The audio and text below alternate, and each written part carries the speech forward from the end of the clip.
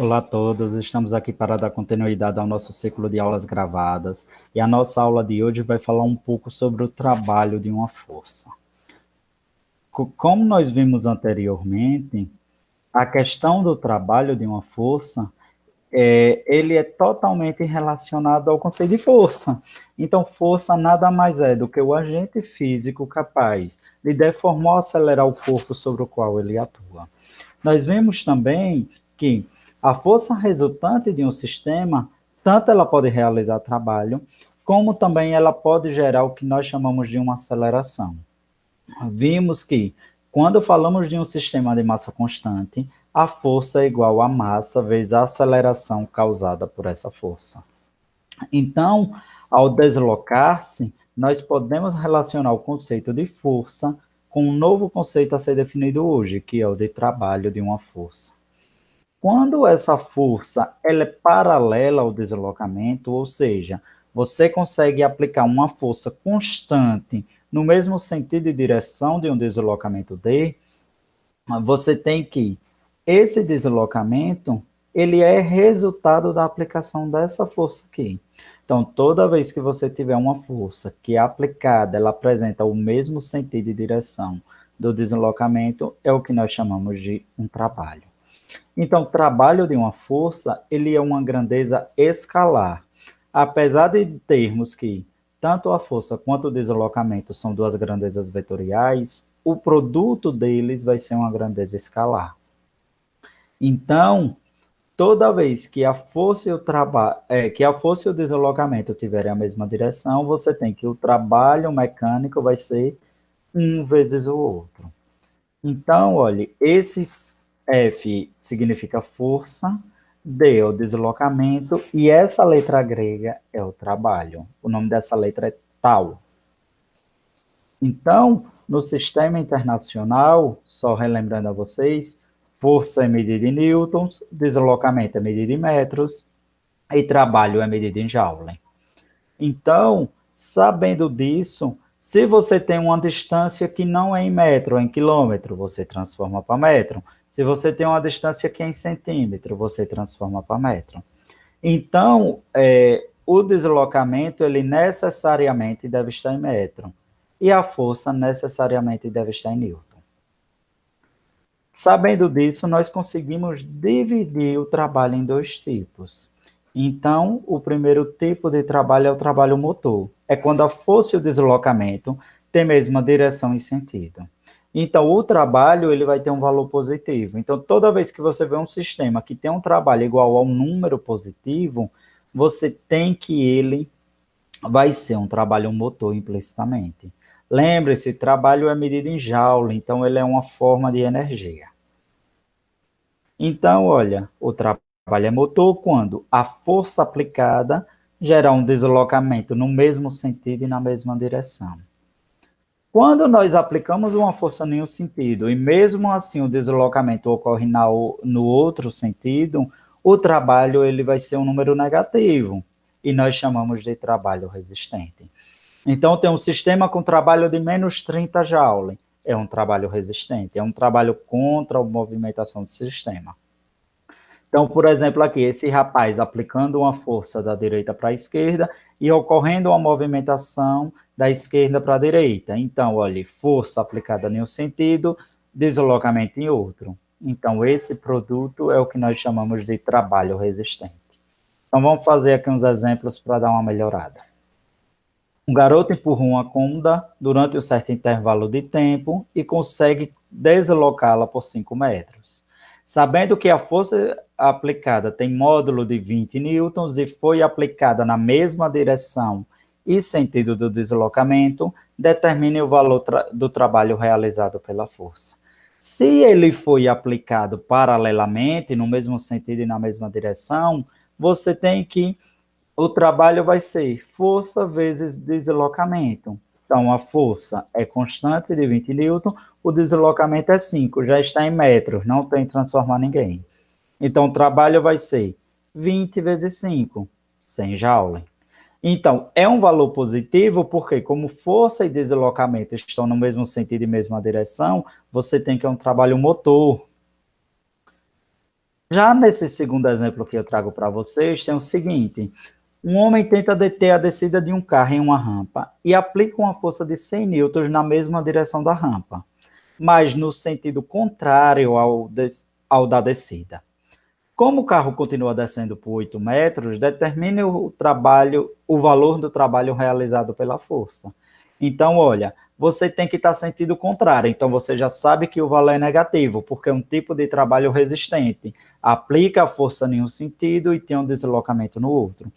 Então, como é paralelo, que você tem de ver em relação ao deslocamento, você tem que o trabalho vai ser força vezes o deslocamento do corpo. Porém, é com um sinal negativo, porque nós estamos falando de um trabalho resistente. Então, o trabalho vai ser 100 e a força vezes 8. 100 vezes 8, 800. Então, o trabalho vai ser igual a menos 800 joules. Mas, na maioria das vezes cotidianas, você não consegue essa, vamos dizer, essa simetria entre a força e o deslocamento. Tipo, deles serem exatamente paralelos, como também a força sempre ser constante durante aquele trajeto. Então, a questão é o seguinte: quando você tem alguma situação que não é força constante de deslocamento, ela pode ser resolvida de duas formas que eu vou falar a seguir. Então, a primeira é quando você tem o trabalho de uma força não paralela ao deslocamento. Toda vez que a força for não paralela ao deslocamento, você tem que ela é aplicada com um ângulo de inclinação em relação ao deslocamento. Por exemplo, quando a gente é pequeno, na maioria das vezes, coloca um cordão amarrado num carrinho e sai puxando. A gente não sai puxando, geralmente, paralelo ao deslocamento. A gente levanta e sai puxando esse carrinho e ele vem lá atrás. Então, esse ângulo de inclinação aí, ele vai influenciar no trabalho. Então, vamos lá.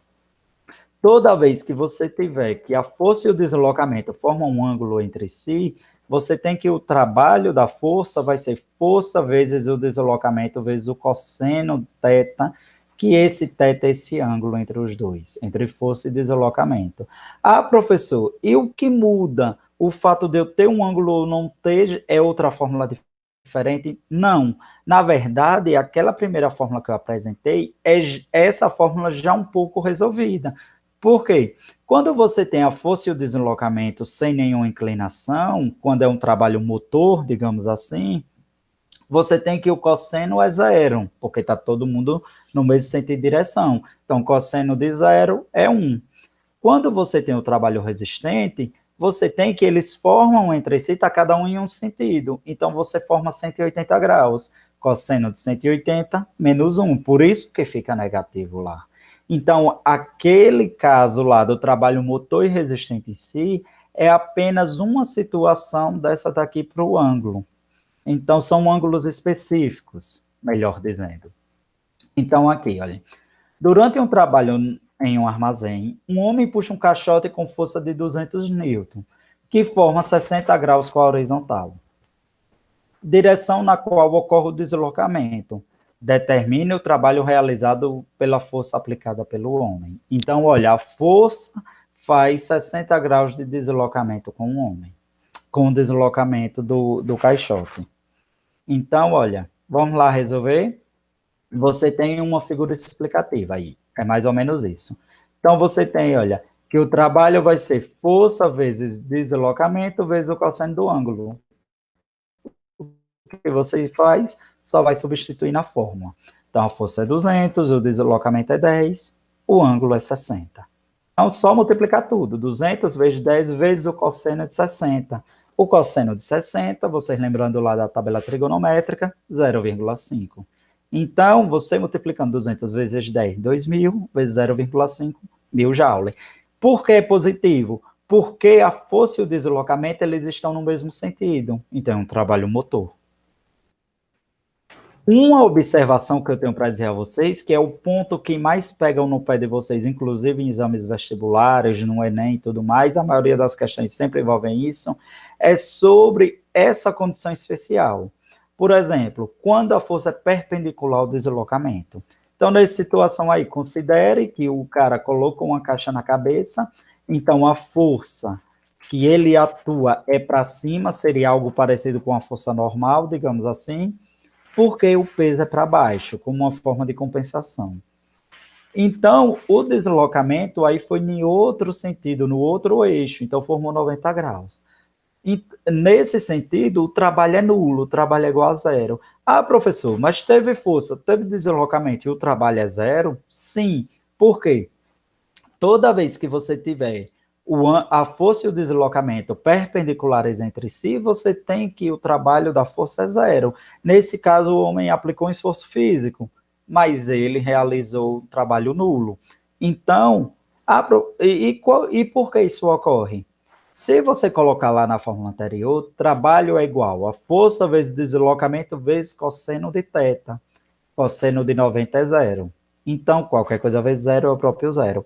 Toda vez que você tiver a força perpendicular ao deslocamento, você tem que o trabalho é nulo. Não precisa nem calcular. Então, essa é a primeira situação. A segunda situação é quando você tem um trabalho realizado por uma força variável. Por exemplo, você está empurrando um carrinho de compras numa rampa muito íngreme.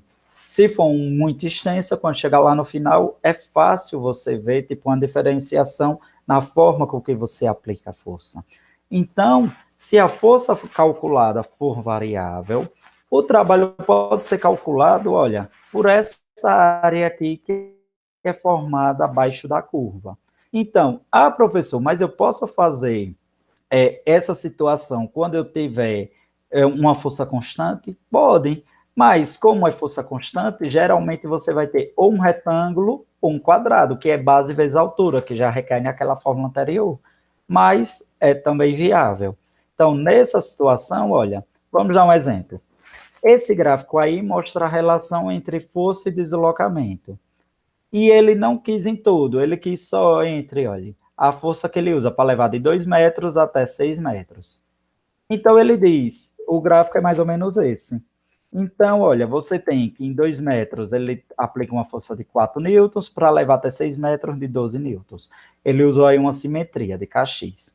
Então você tem que, aqui é mais ou menos um trapézio. Então, como trapézio, essa altura aqui vai ser a base menor, essa outra altura aqui maior vai ser a base maior.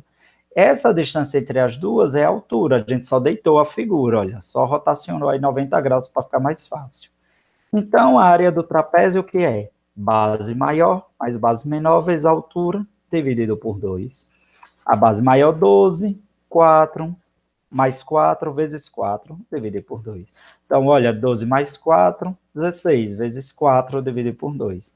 Então, você tem que é 32 joules. Então, eu quero que vocês entendam. Aqui está baseado em Newton, aqui está em metro. Você calculou esse valor aqui aproximadamente, numericamente aproximado ao valor do trabalho. Ah, professor, mas se eu fizer o cálculo lá do cosseno dá 32,1. Tudo ok. Mas o que eu estou dizendo, essa aproximação aqui, ela é muito boa, ela é válida. Então, sabendo disso, nós vamos definir na aula de hoje também 2 tipos de trabalho especial. Primeiro trabalho da força-peso. Então, o trabalho da força-peso, você tem que é o quê?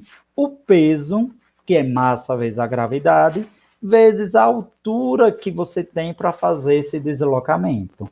Ah, professor, por que é negativo? Lembre-se, a gravidade é para baixo, você está querendo levar o corpo para cima. É um trabalho resistente, porque a força-peso está para baixo. Quando você está no movimento de descida, você tem que o trabalho vai ser peso vezes altura também mais positivo. Mas por quê? A gravidade está para baixo. Então, você tem que a força-peso sempre é para baixo. O deslocamento e a força está no mesmo sentido. Então, você tem que é sempre peso vezes altura e deslocamento. Ah, mas, por exemplo, eu quero que vocês entendam uma coisa e fique bem claro. O trabalho da força-peso, ela pode vir diretamente, o deslocamento pode ser direto. Vamos considerar de cima para baixo aqui. mas se for de baixo para cima é de maneira análoga. Ele pode fazer qualquer trajetória. O trabalho da força-peso independe da trajetória adotada pelo corpo, ela só depende do o instante final inicial. Aí, por exemplo, você tem um corpo, um cara que está a 100 metros de altura, ele desce uma escada em zigue-zague. Qual é o trabalho da força-peso dele? Vai ser o inicial, o final menos o inicial. Então, aí, essa altura aí, você tem com que ele faz o deslocamento. Se for para baixo, é um trabalho motor. Se for para cima, é um trabalho resistente. Então, eu quero que vocês lembrem, é peso vezes altura. Quem é peso? A gente já viu a definição nas aulas anteriores. Massa vezes a gravidade. Vezes a altura. O trabalho da força-peso independe da trajetória. Ele só depende do peso e da altura que esse corpo foi deslocado. O segundo tipo, então, olha, o trabalho vai ser igual, o trabalho dessa trajetória é igual ao trabalho desse peso, se fizer a segunda ou se fizer a terceira trajetória, é independente de trajetória. Então, aí, é bem facinho. Uma pessoa levanta do solo um corpo de massa 5 quilos, até uma altura de 2 metros, e em seguida abaixa até a altura final de 1,5 em relação ao solo. Determine em joules o trabalho realizado pela força gravitacional, pela força-peso. Então, olha, levantou para 2, depois para 1,5. Vamos lá. Lembre-se, ele vai independer da trajetória. Ele sobe 2, você sobe 2 metros, depois desce até a altura de 1,5 metros. Então, é muito fácil, olha. Se ele subiu 2 e depois veio para 1,5, a final dele é 1,5, mas qual era a inicial? Não era 2, era da altura do chão. Então, a altura é 1,5, a variação de altura dele. A massa é 5 kg, são 5 quilos, a gravidade é 10. Então, você tem, olha, que o trabalho ele vai ser resistente. Por quê? Porque você está levantando o corpo. Como você está levantando o corpo, o valor é negativo. Então, olha, o trabalho vai ser massa vezes a gravidade, que é o peso, vezes a altura. Então, 6 da gravidade, 1,5 da altura. Multiplicando tudo, você tem que é menos 75 joules. Então, bem tranquilo aí de se fazer a questão. O último tipo de trabalho especial é o trabalho da força elástica. O trabalho da força elástica, ele, digamos assim, é o trabalho realizado pela força em voltar à sua posição inicial de repouso. Então, você aplica uma força elástica e você aplica uma força que estica a mola, porque você tem de esticar ou contrair, digamos assim, você tem de gerar um estresse na mola para que ela retorne ao seu tamanho inicial. Então, a força elástica ela é uma força restauradora. Então, você tem que a força é igual a força elástica, que é igual a Kx. Então, a força elástica é igual a uma constante elástica da mola vezes a deformação da mola sofrida. A força elástica, geralmente, ela é relacionada por a lei de Hooke, tem essa fórmula. Como você quer calcular, você sempre vai ter que um gráfico. Você fazendo a conta, viu o gráfico, olha que legal. E que geralmente o Kx, ele depende um pouco da forma com que você contraiu, porque não é um valor constante de aplicação. Então, você tem que a força elástica ela vai ser numericamente igual a Kx ao quadrado sobre 2. Ah, professor, é muito fácil isso. Eu sei que é muito fácil, mas olha, K elevado a Kx ao quadrado sobre 2, onde x é a deformação da mola em metro. Então, vamos para algumas observações dessa fórmula. O trabalho da força elástica é positivo quando a mola está voltando para o trabalho inicial, pois o deslocamento e a força elástica têm o mesmo sentido. Então, você esticou a mola, quando ela está voltando, é trabalho motor. Consequentemente, ele é negativo quando a mola está sendo deformada, pois o deslocamento x e a força têm sentidos opostos. Então é muito fácil, quando você aplica um estresse sobre a mola, tipo, ou contraindo ou esticando-a, você está fazendo um trabalho sobre a mola, então é um trabalho da força elástica resistente. Quando a mola está sendo restaurada de maneira própria, você tem que é um trabalho motor. Então, bem facinho, vamos fazer um exemplo só para dar uma fechada. Um corpo de massa 4 quilos está apoiado sobre um plano horizontal liso e comprime a mola em 20 centímetros. Por que ele diz que é liso? Porque ele já está diminuindo o efeito do atrito, ele está implicitamente desconsiderando o atrito. A mola tem uma constante elástica de 1.200 newton por metro e liberado distende e empurra o corpo. Determina o trabalho da força elástica quando a mola se encontra comprimida. Então, nós temos que, ao comprimir a mola em 0,2, você tem que, a mola está sendo comprimida, você está aplicando um estresse sobre a mola, então ela vai estar fazendo o papel de resistente. Então, o trabalho da força elástica é menos kx ao quadrado sobre 2. Por que é negativo? Porque você está fazendo o trabalho sobre a mola. Lembre-se, olhe, a deformação ela foi em centímetro, tem de ser transformada para metro, senão a conta não dá certo. Então, olha, só aplicar na fórmula, vai ser 1.200 vezes 0,2 ao quadrado dividido por 2. 0,2 ao quadrado é igual a 0,2 vezes 0,2, dá 0,04, vezes 1.200 dividido por 2. Multiplicando 1.200 vezes 0,04, dá 12,4, dividido por 2, é 12, dá 12 vezes 4. A gente só andou em notação científica. Pensei que era uma vírgula, aqui é um vezes. 12 vezes 4, que é 48, dividido por 2, dá menos 24 joules. Então, o trabalho realizado sobre a mola é menos 24 joules. Então, é um trabalho resistente, por isso que ele é negativo. No Classroom tem uma atividade para ser desenvolvida e respondida por vocês.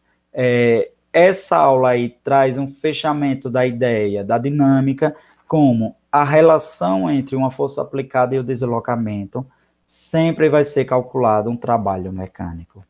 Muito obrigado por atenção de vocês. Eu continuo de modo síncrono, via WhatsApp. Até a próxima aula.